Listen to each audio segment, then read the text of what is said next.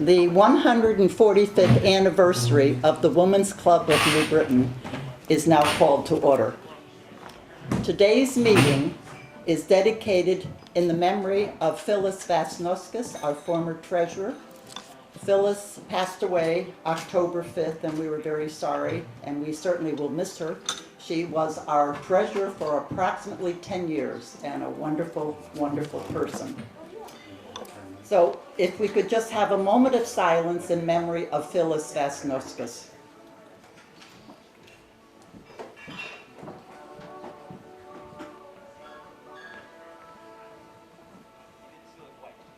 Thank you very much. Now we will have, please stand for the Pledge of Allegiance.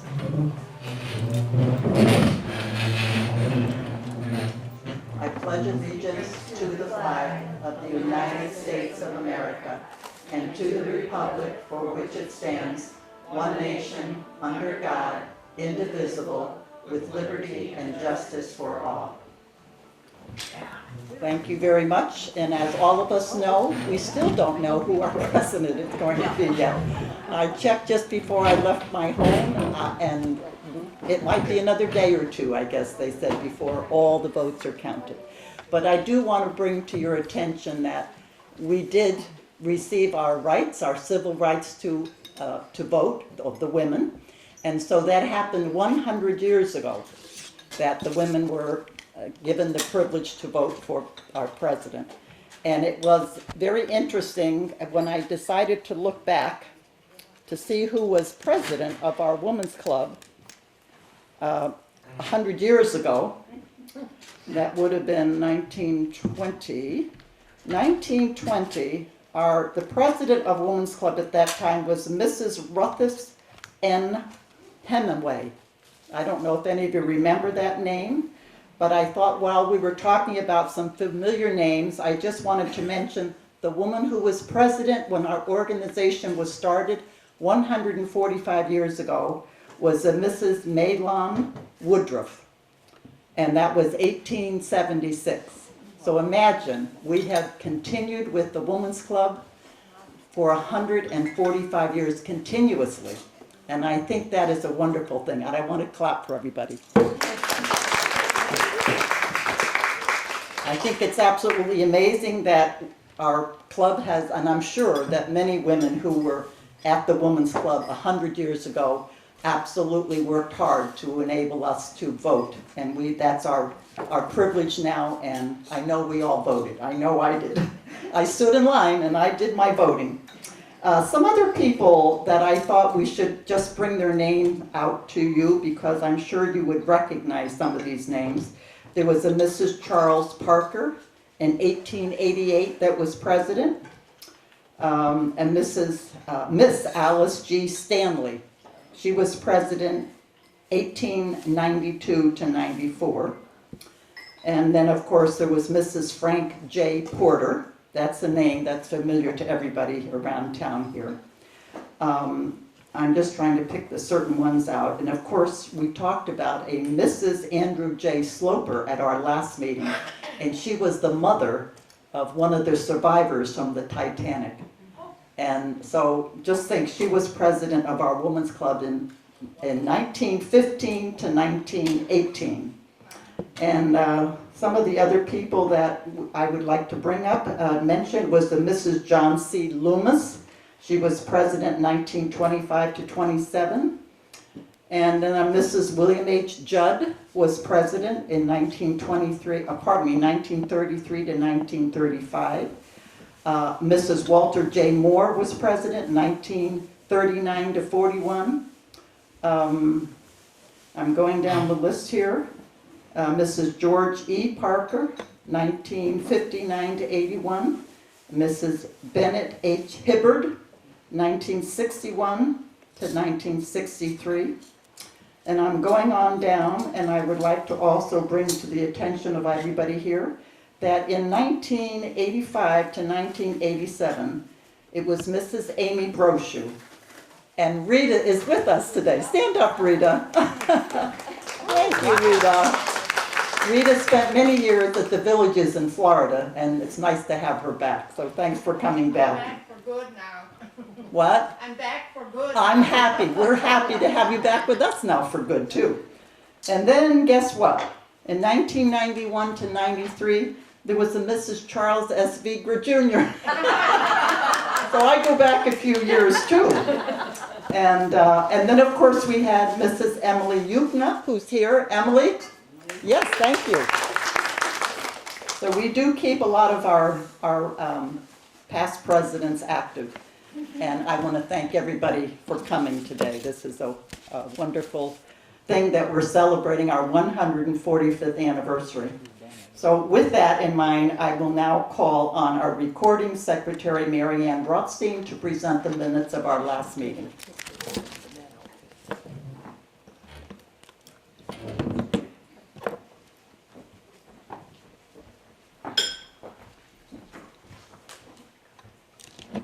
Good afternoon, ladies.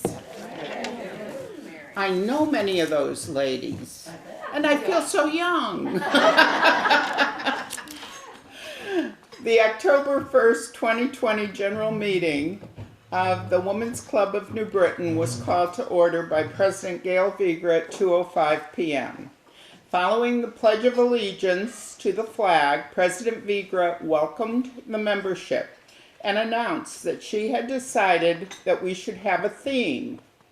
So in honor of our 145th year, the theme is to be kind.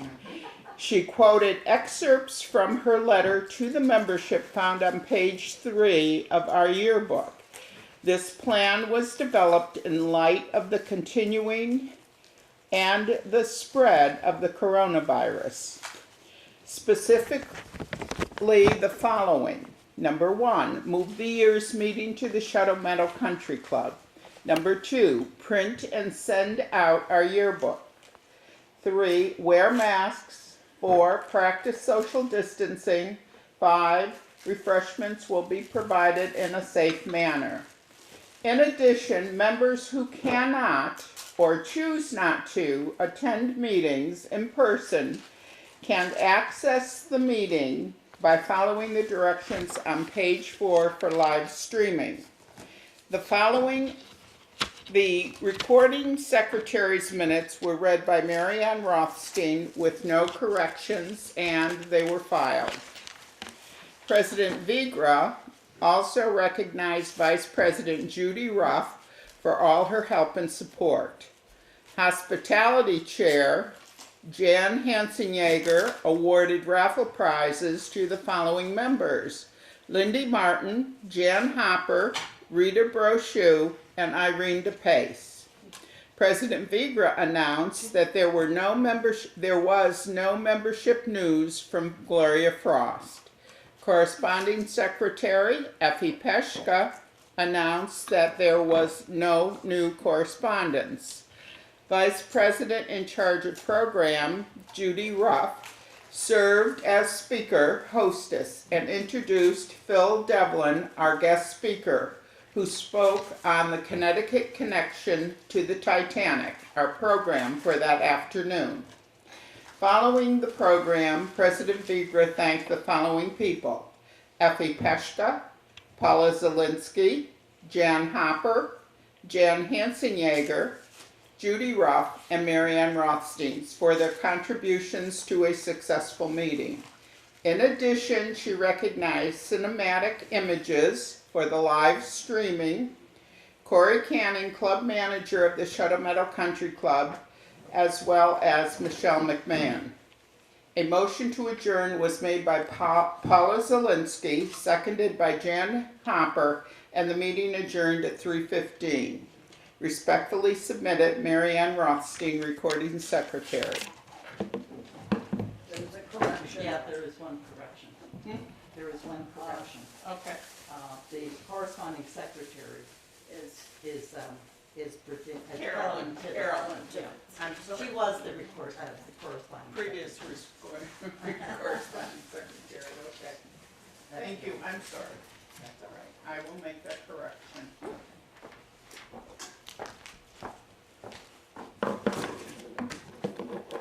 So with that one correction in mind, the corresponding secretary, the minutes will stand approved as corrected. May I Um, say something? May I say something? I just wanted to add that last month's meeting was fantastic. Excuse me, could you come up here to the mic so everybody can hear you? Or I'll bring the mic to you. You can do it. Here, you have to talk with the mic so we can all hear. Get up to that mic. Okay, Sheila, you don't have- I've never done this before, so, I just want to say that it was a wonderful meeting, and it was Gail Vigra who made all the arrangements, and all of her helpers, who did such a nice job to bring us to Chittle Meadow. It's marvelous, and we all did the spacing as we are today, so we just, I just wanted to add this to the minutes, because we love you, Gail, and you really are doing a fantastic job for Thank you very much. Well, I also want to thank Sheila and Barbara, because for years, they took over the kitchen for us at the church where we used to have our meetings. And I said to her at the last meeting, you ladies are sitting here like you're on vacation, because they were always in the kitchen all these years. So we're happy to see you here sitting down with us, Sheila. Thank you very much. So I think the next thing on our agenda is for Jan Hassenjager to present the raffle.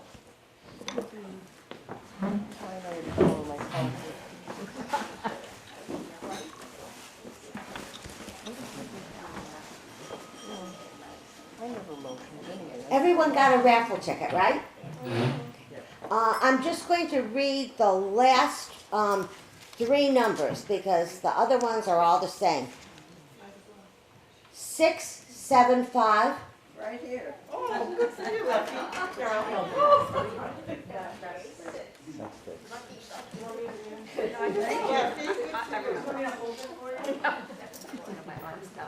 Six, seven, two. 672. Emily. Oh, Emily, that's wonderful. I think Oh, no, winners, Emily.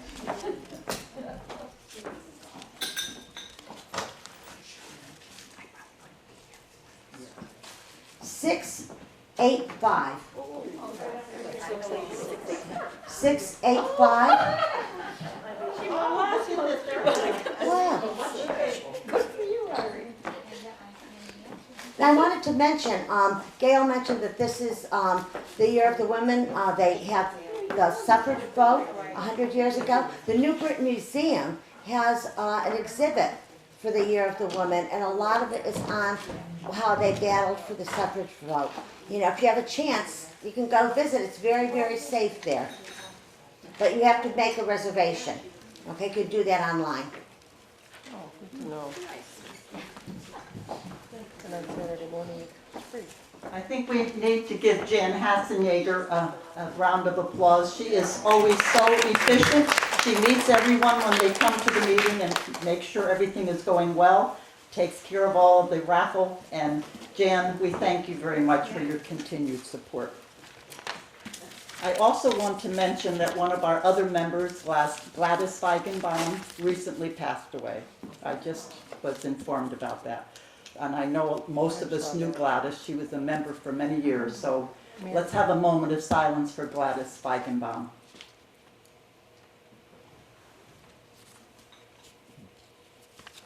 Thank you very much. I just wanted to mention also the main purpose of our club. If you look in your yearbook, it does tell you that our club is for cultural, social, and educational activities. And our first program that we had this year was quite educational. It was all about the sinking of the Titanic, and that was wonderful. Today's program, I think we can hit all three aspects. We can have it social, cultural, and educational. And we're happy that we have Jose Rodriguez. So today's program is entitled Cooking Demo with Chef Jose, and Effie Peshka is our speaker hostess. I thought you were going to do it, Gail. I'll let you do it.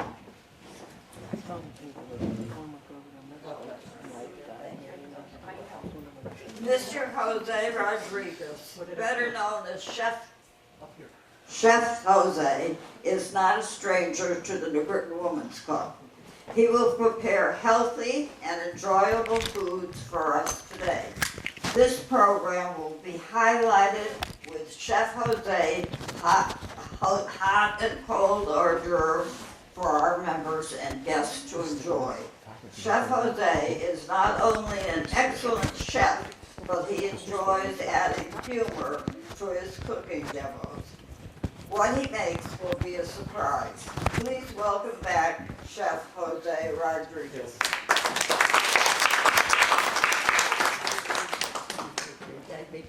Thank you. I think did everybody hear me with this? No. No. Okay. Let me try this. Okay.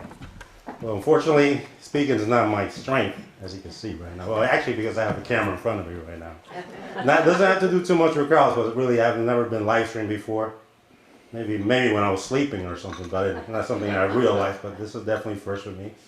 And again, I'd like to thank Gail and everyone here for allowing me to participate, be part of your programming. 135 years? 145 years. Wow, I mean, not too many people get a chance, an opportunity to, partake in a club like this. This is like, I'm starting to get a little nervous right now because, this is a 145-year tradition that's been going on and on, even through these tough times of this pandemic. And, it's just been such a hectic year that, I'm very fortunate to, be back. I'm glad to get out the house finally. This is something I haven't done in quite a while. As food industry they took a big hit when it came to doing cooking in this style, restaurants, everyone else. So definitely it's been a very challenging year. So we have to adapt, and we've been adapting pretty well to the present situation that we have on hand right now. And but we were making it work. I see a lot of smiles on a lot of people's faces, even with the mask on. I can definitely tell by the eye expression. So, like I said, I'm here to prepare a little meal for you. I'm going to do a little, actually, I can't believe we're already in November.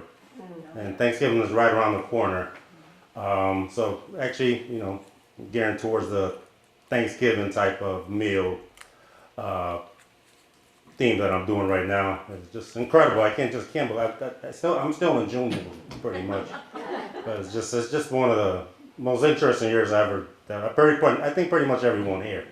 But gonna make it happen. Hope to get everybody distracted and just do a little something different. Have some fun. Like you said, a little cultural, a little fun, a little socializing. Glad to see a lot of people come out and see this. And for those at home viewing on, where are they viewing? On viewing from home. Too bad you could not be here, and too bad you can't smell through the TV or your computer. But I'm pretty sure. By the look on people's faces, I'm sure they're going to be pleased with the turnout. So thank you, and I guess I'm going to get started. Okay, wonderful. And how do I turn this off? Let me see if I can do It's this. all charged. It's all charged. Okay. Trying to see if this works. Did this work? No, right? That's just for the camera. Oh, just for the camera. for the streaming. Oh, okay. I'm sorry if I yelled into anybody's ear. It was a little I'm loud. sorry about that. Okay.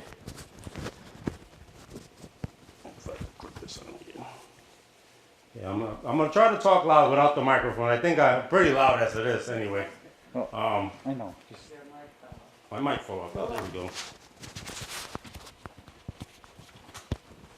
Okay. There we go. See? This is, get it right. Here we go.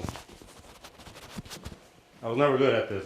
Putting the rose on my girlfriend's during her prom, I was a hot mess, as you could tell. This is it did not work. But thank you very much. So what I'm going to be doing here, like I said, I'm going to do a little Thanksgiving themed stir fry dish. And usually around Thanksgiving time, we have a lot of how would I put it, leftovers.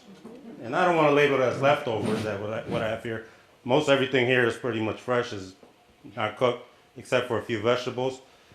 And one of the most popular dishes that we have during Thanksgiving, we have a lot of root vegetables that we cook for that, like parsnips. I got I got some spaghetti squash over here. I got some blanched butternut squash. Can you hear him? Can you hear me? Yeah. Here I have also some blanched turnips or rutabaga. I got some sweet potatoes that have also been blanched. Some parsnips. I got some celery, onions and peppers, and some scallions, ginger and fresh garlic. So you know everything that you need to do a nice stir fry.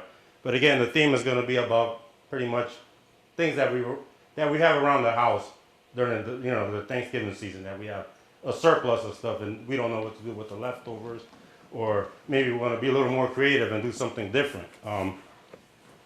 So this is my trusty stove. Let's see if I. There we go. Turn this one on. Can everyone hear Chef Jose? Yes. Yep. Okay, thank you. So what I'm going to be doing, I'm going to be doing a little stir fry.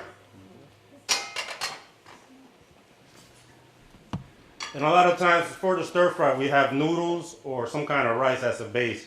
But what I'm actually going to be serving as the base for the stir fry is going to be spaghetti squash, just sauteed in garlic and with a little bit of the sauce. So that's going to go on the bottom with the stir fry and all the vegetables on top. So again, I'm trying to keep it a little healthy. I know, probably including myself. I'm starting to look a little more like this, and I have put on a lot of weight on the last couple of months. No, I did. I mean, even my apron is not allowing me to tuck my tummy in, but I have put on a lot of weight. There's nothing else to do but eat, you know. So you'll find comfort in food, but now eat. So we definitely have to make the best of it. I think we really have to watch what we eat. You know, we pick, you know, and now also that we're staying home a lot and not going out to eat, you know, we're gonna have to, we have to be like very creative in what we do, and you know, people get tired of the same routine, same things. But it's a nice thing to do. You just be creative and come up with ideas. I mean, for me, it's easy because this is what I do. This is my profession. I've been doing this for a long time. But for others, they kind of get stuck in the same routine all the time, and sometimes it's nice to change it up. And like I said, a lot of people are intimidated by cooking. But it's not that difficult. If you could turn on the pan and boil water, I think you're pretty much from there, sky's the limit.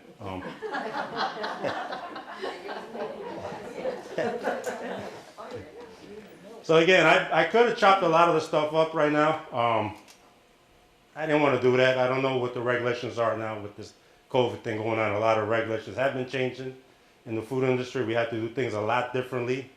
Especially with doing something live like this or in front of people, like a buffet style. I mean, right now it's frowned upon, but we thank you, Shuttle Metal, for letting it happen today and then allowing me to come here. And hopefully I don't set a fire alarm, but. So I'm going to start with a little oil. I got a little peanut oil. I love peanut oil because it's definitely it doesn't burn as easily. And I'm very guilty burning a lot of things, so. That's what we know about. Trust me, I set up a few fire alarms in my time, so different fire departments know me.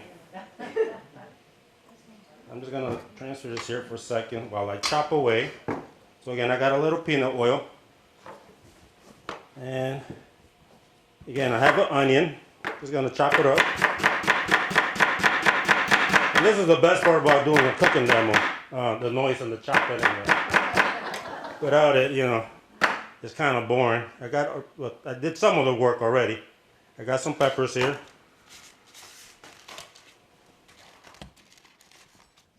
And I feel like I'm working on chop because everything, all eyes on you, all the pressure. But I think I work better under pressure than I don't without it. So I got a little garlic here that I'm gonna just chop. Not too much, just enough to get. Another essential in Oriental cooking is fresh ginger. I stayed away from the powder stuff because that stuff is really not too good. So I'm going to chop it up very tiny, very small. And since ginger is very strong and very potent, you don't need a lot of ginger to definitely give anything flavor.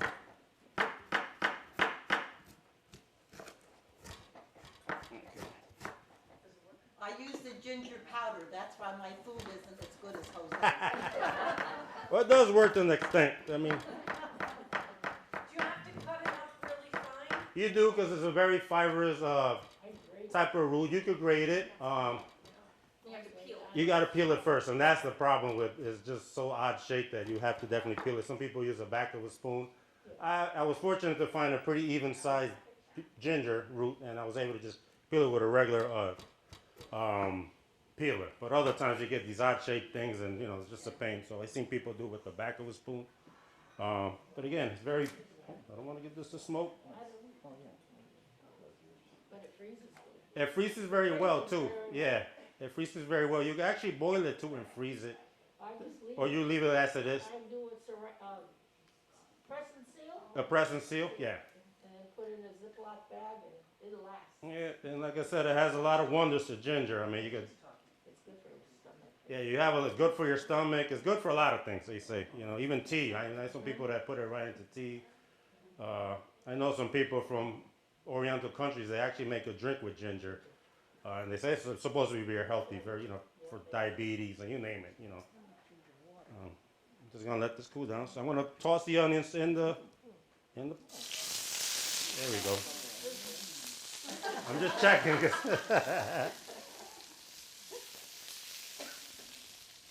I'm gonna toss some of the ginger.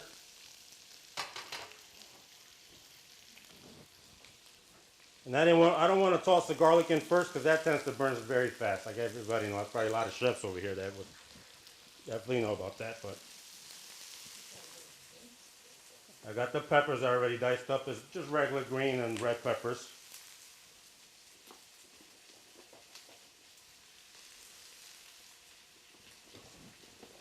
Again, also the nice thing about cooking Oriental food is that as you cutting up and adding, it doesn't seem like a lot in the beginning, but when you turn around and look, you have a lot more than you expected. It just really adds up. So I'm going to cut the celery at a bias.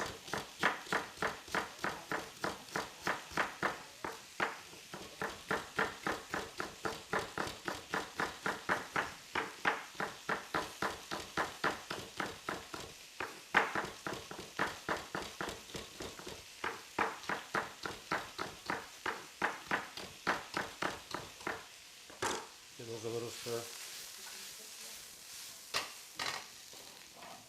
Okay, add the celery. Okay, I'm starting to smell the ginger in there. And what I normally do, I like to add the tougher vegetables first, especially when I'm sauteing, and save the little other vegetables that tend to cook less quickly. This is one of my gadgets that I love. This is a mandolin, very good grade mandolin. Right here, I got some parsnips that I'm going to julienne. There we go, flying off.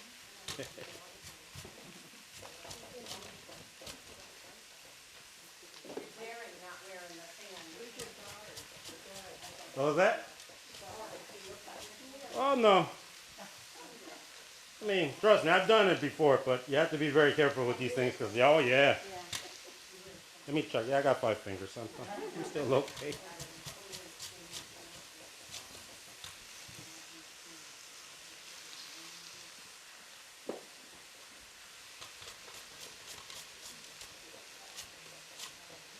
Okay.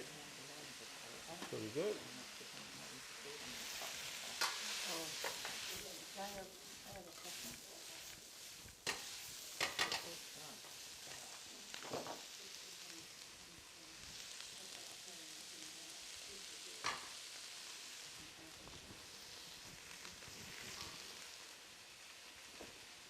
I'll do the same thing. I got partially blanched sweet potatoes. The only reason I partially blanch them because they do take a little longer if I were to cook them from a raw state. So there goes the one. Okay. No.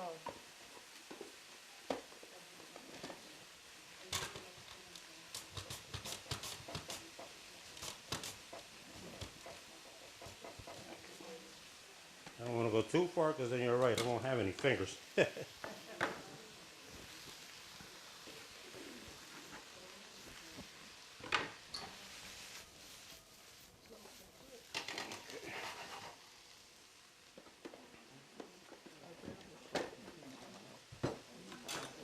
And I got the turnip, a rutabaga.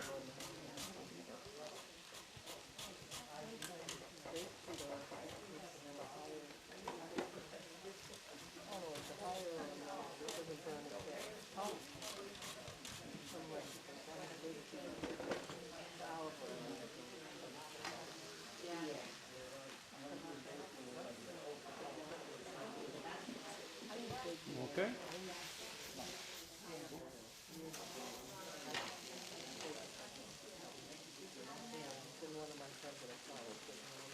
What I got here is a little Oriental blend. It's a little Oriental hoisin sauce, teriyaki glaze, and soy sauce, and a little honey and a little bit of cranberry juice in here, just to give it a little taste. So it's a little bit different taste, but and also garlic in here. Don't want to add too much because it does tend to be very high in sodium, as everybody knows with a lot of these sauces. So I just don't want to do too much. So while this is going, I'm gonna get this thing going. And this what I got some marinated turkey and also some chicken thighs. Right now, again, turkey's out and about. It's pretty. So I bought a whole turkey and I had to break it down, so I was able to get the thighs. I really like the dark meat, especially when you do stir fry. Again, it has a little more, I guess, a little more fat to it and a little more flavor. And then if I would have done something like the turkey breast, it probably would have been a lot drier. So that's one thing. And I did a combination of the turkey and the chicken thigh that I diced up. So what I did, I just marinated them in a little garlic. Again, some fresh ginger, some garlic, the soy sauce, all the other Oriental goodies that go in here.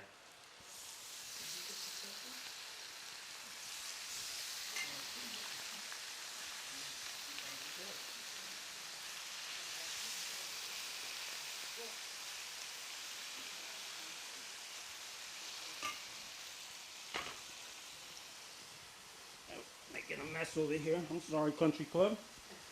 Okay.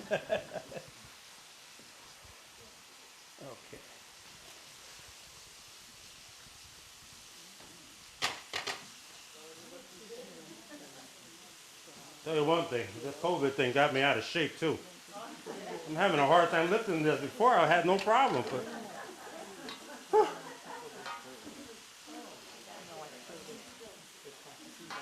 I am starting to look like this guy again.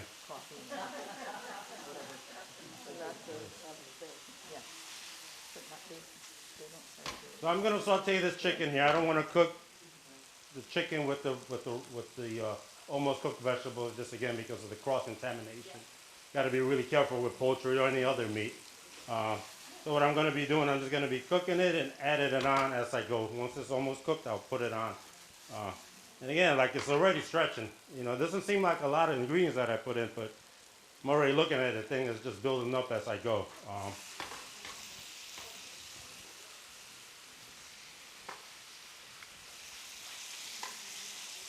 And if everybody else is wondering what I have over there, a couple other goodies that I made at home. Again, what do I have over there? Gail definitely requested for a crostini with tenderloin and herb cheese that I made. So very flavorful thing. And I also have something that again, it's something in the theme of Thanksgiving. What I have there is a cheesecake pumpkin mousse that I made. Very tasty. It was actually a mistake, a mess up that I made. I was making a cheesecake at home. It was a pumpkin cheesecake. And I kind of forgot about it. And what I mean forgot about it, I turned on the oven at low temperature and it didn't quite settle in like it was supposed to. You know, because when I looked, the cheesecake was flat. It wasn't that good. Instead of me tossing it away, I put it in a mixer. I incorporated some fresh cream, whipped cream, some fresh pumpkin mix, and also some canned pumpkin, some condensed sweet milk, and turned it into a mousse and whipped it up. And it was just perfect, just sweet, not overly sweet, but it was really good.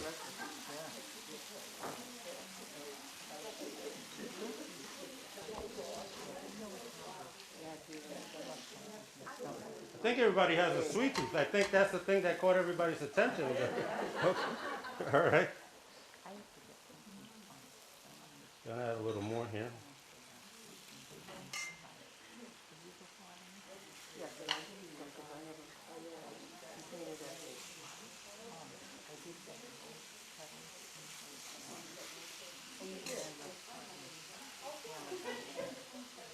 got the cardamom, I tried it, I got some cardamom. And then, you know, I'm gonna make, maybe, And I guess while this is going on, let me tell you a little something about myself. I currently work for an assisted living facility in Fairfield right now. It's called Benchmark Assisted Living. The place I'm at is called Sturgis Ridge at Fairfield.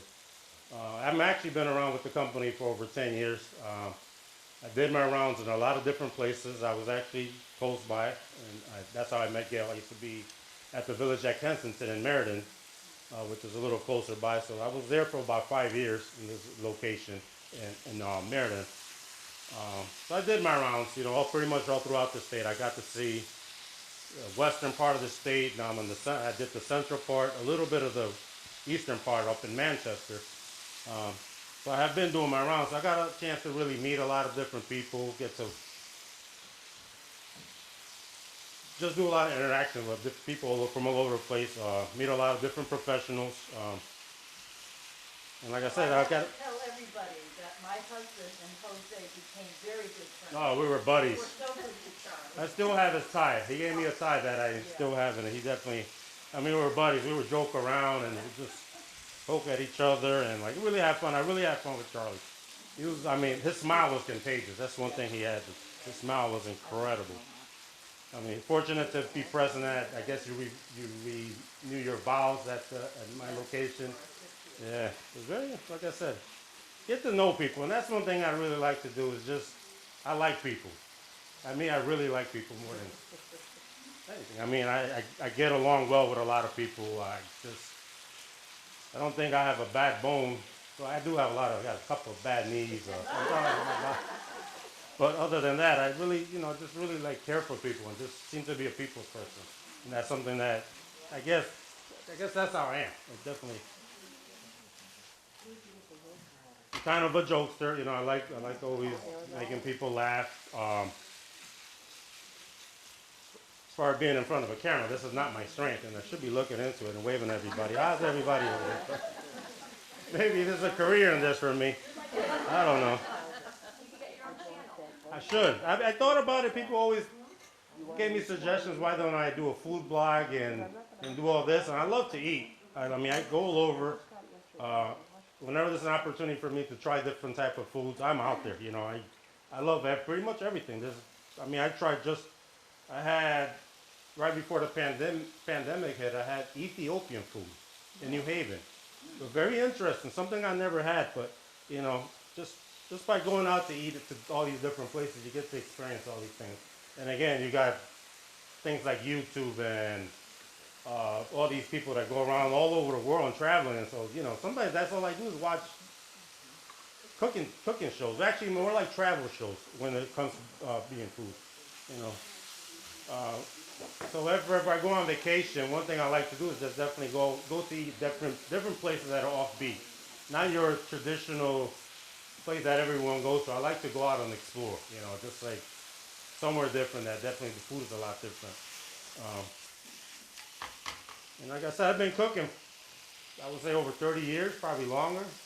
I'm not as young as I seem. I'm single too, by the way. I'm just going to throw it out there. So are you just sauteing that? I'm just sauteing it, yes, as I go. And what I'm doing is I'm adding it, it's almost cooked, I'm adding it to the vegetables over here. Again, because of the cross-contamination, I don't want to mix the raw turkey and the poultry with the vegetables that are cooked. He knows what he's doing. I think No, I'm just trying to keep up, because I am gabbing back there. Yeah, I am sauteing that. The only thing with Oriental food, a lot of the sauces, they like to use a lot of cornstarch. I stayed away from cornstarch. I just want to keep it a little more natural. I think with the root vegetables and the sweet potato and one thing I did forget to add to this that I have over here, is I'm cooking. Some of the, I said butternut squash, but this is acorn squash. Yeah, this is definitely a little softer, and I was saving it to add it a little, pretty much that's the last finishing touch. So how are you keeping your vegetables in the wok from cooking too fast? I use the wok a lot. Uh-huh. My vegetables cook like that. You cook fast. And again, you got to play with the heat. With the heat. Yeah, again, I'm using a portable Bunsen burner stove. So it's moderate. It's not as much if you're doing at a gas. Do you have gas? Okay, yeah. So again, it's playing with the heat. Sometimes you might catch me taking it off the heat for a second and putting it back on. And it depends the amount of vegetables that you put in there. I have a good amount of vegetables, so they are going to take a little longer to cook. And if you're cooking with a small amount, yeah, you could burn them. So if you don't, if you don't want to burn it, just keep it below 700 degrees, and it should be okay. Pretty much. I try to get it before the smoke alarm goes off. Again, yeah, again, ventilation is key though. Definitely cooking something like this. But depending on how you like your vegetables, depending on how you like your food, if you would like it al dente, then it's a quick 1-2 saute. And always have a little bit of liquid present just in case if it's getting too hot just to hit it with a quick thing. Which I'm going to do here. I got regular chicken broth, low sodium.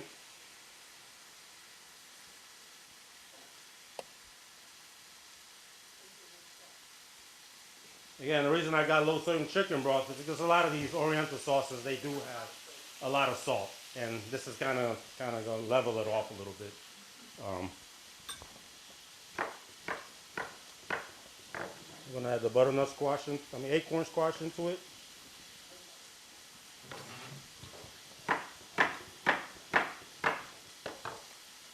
Get this out the way.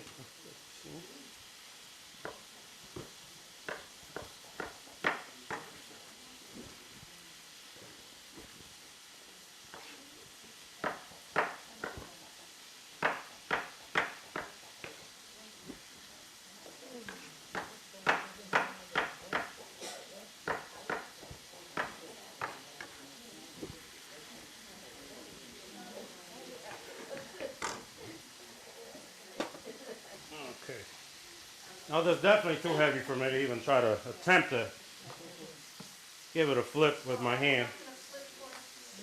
Oh no, you'll have it all over the ceiling and the floor. No, thank you.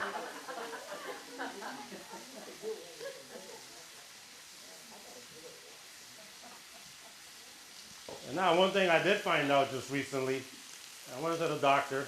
Like I said, don't get old like me, please. Found out I got a little bit of arthritis in pretty much a lot of my joints. I'm like, really? Like, so.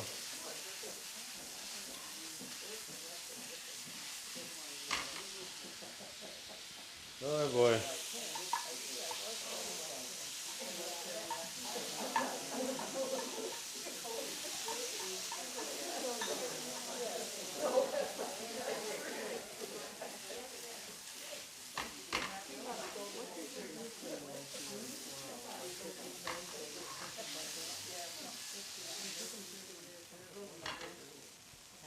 The last of the chicken and turkey combination.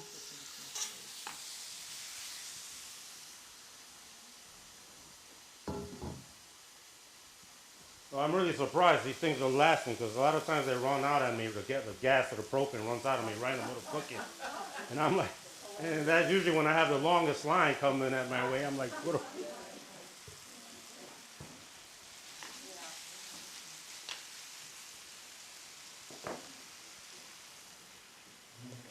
A little more sauce for flavor.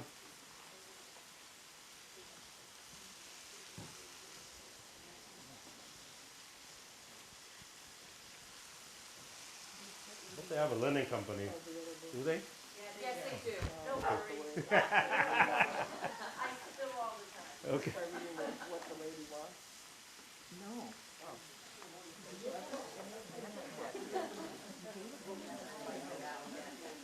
Oh, okay. You don't make a mess.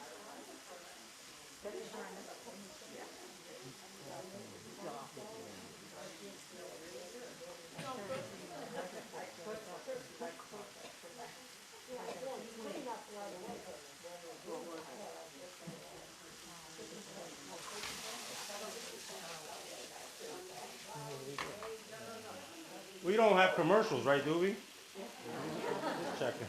Because I don't have any sponsors yet, so if anybody interested in sponsoring me. Can we barter for food? You could, I mean, yeah. Okay. I gotta start somewhere, so.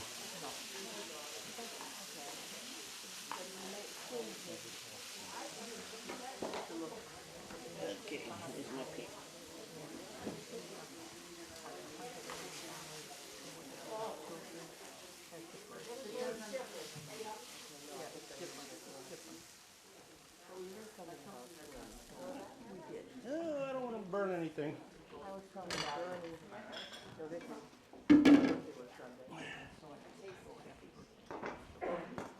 I learned my lesson one time. I left a big imprint one time on the table with a hot pan. Oh boy. Oh yeah.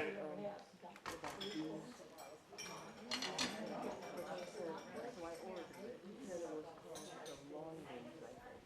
She really liked it. She said, I'm gonna read it again. So,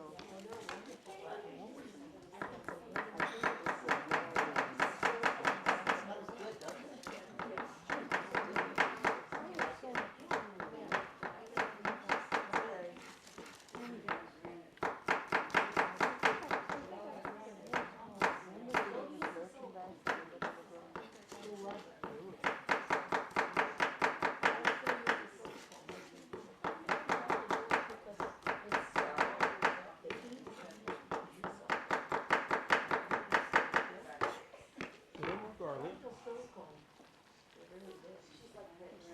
let's hope we have a nice weather for our brief airport group.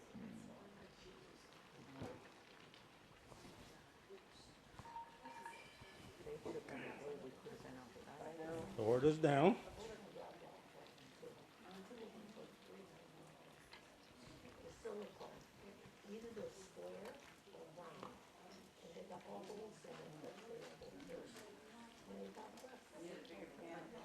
Oh yeah, like I said, it just crept up. That's the only thing about downfall about doing stir fry Oriental cooking for one or two people.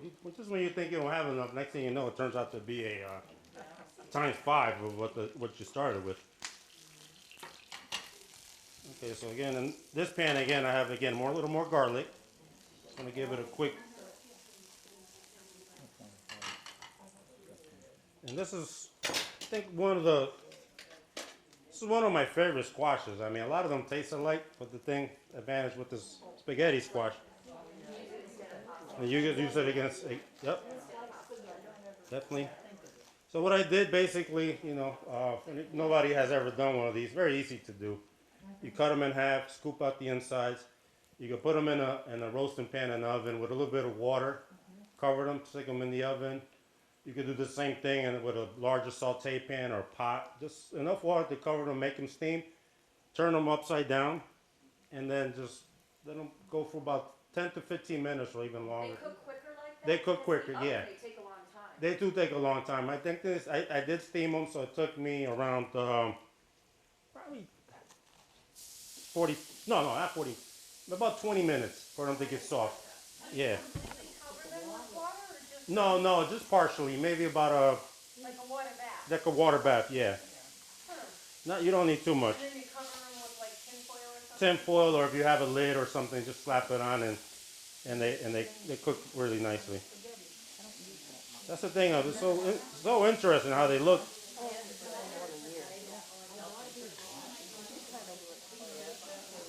And they take on, you can use it for, Italian food. Yeah, I do all A lot of people do it all the time with a little garlic tomato sauce.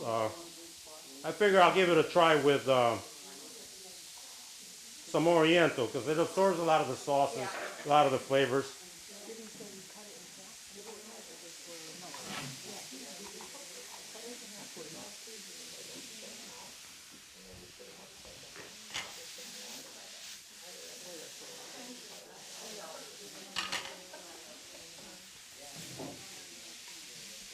If you're looking at it, you think you have a ramen noodle just by the way it looks. Definitely think you have a ramen noodle. And again, you can season it to the way you like it, salt, pepper, whatever you want to add. I didn't really add much because the sauce from this has a lot of flavor. And just trying to keep it where you got to taste a little bit of everything. I don't want to take away some of the... You're using the same sauce sauce. The same sauce, yeah. So pretty much this is gonna sop it all up. Pretty much, it's gonna go. This is gonna be the base. This is your pasta, your rice, or your noodles.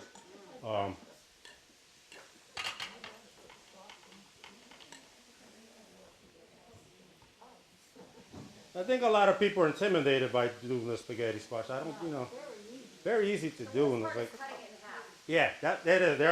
That's the thing with squashes. They're hard to cut. I mean, the acorn butternut. I remember being at work a couple of times as a prep cook years ago, and they would give me a whole case of butternut squash to cut and peel. I mean, peel and cut. You're talking about the workout. I used to walk out with forearms looking like Popeye. I mean, they were just like.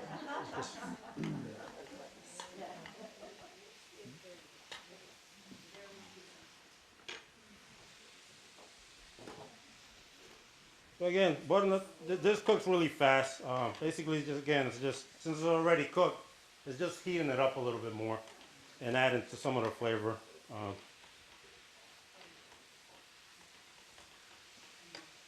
This is pretty much ready to go. So last but not least, which is a little different, I'm going to add some cran raisins to this. Little cran raisins. Again, it's going to give it a little bit of sweetness.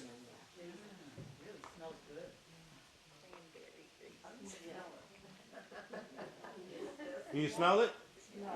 Back there? See if this works. I try, sorry. All right, COVID check. Can everybody smell how good it is?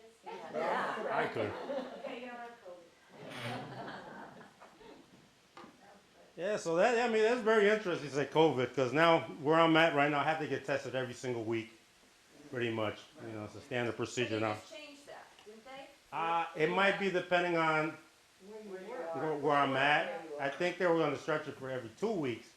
I thought, because my nephew works for health department, I thought they said if you go like 2 weeks, your facility, without anybody testing positive, then you can stretch it out more. Yeah, I think I heard that, or they're trying to pass that. It depends, because a lot of, believe it or not, they're running very thin on money when it comes to testing. It's going all over the place, and that's a big cost. A lot of facilities. But the government, whatever CARES package, I think people are being tested for free in a lot of places. In some places, yeah, it depends. It depends on I guess the level of. I think if we're red or like down in my area, down in Fairfield County, now it spiked up again. And yeah, I think they're really, again, I think we went back to phase 2 down there. Yeah, but don't worry, they'll change the rules. They'll change their rules as we go. That's the only thing with this, is like, they make up things as they go along. This is a learning experience for pretty much everyone. I mean, okay. But like I said, I'm grateful I get tested. I always stay home most of the time. I don't really go out. If I do go out to eat, it's a little place where I find when there's no one, no one there, and I sit in the back corner and enjoy my meal, and I'm out of there quick as possible. I avoid like high traffic areas, even with a mask, and I've always been like that. I try to just kind of keep to myself. Again, because I have to go to work, and that's my livelihood, and I depend on my job for income, and that's the last thing I want to do is be not, as far as one of my big hobbies is fishing, and I really want to go to Florida during the winter, but this is going on, and if I do happen to go to one of these hot spots and have to come back to work, I have to quarantine for whatever 2 weeks. So even if I get tested and retested, I guess so you know what, just to avoid that.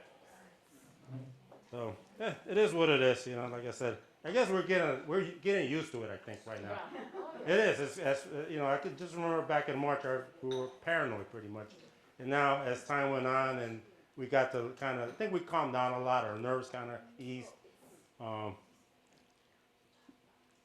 Drinking wine went up.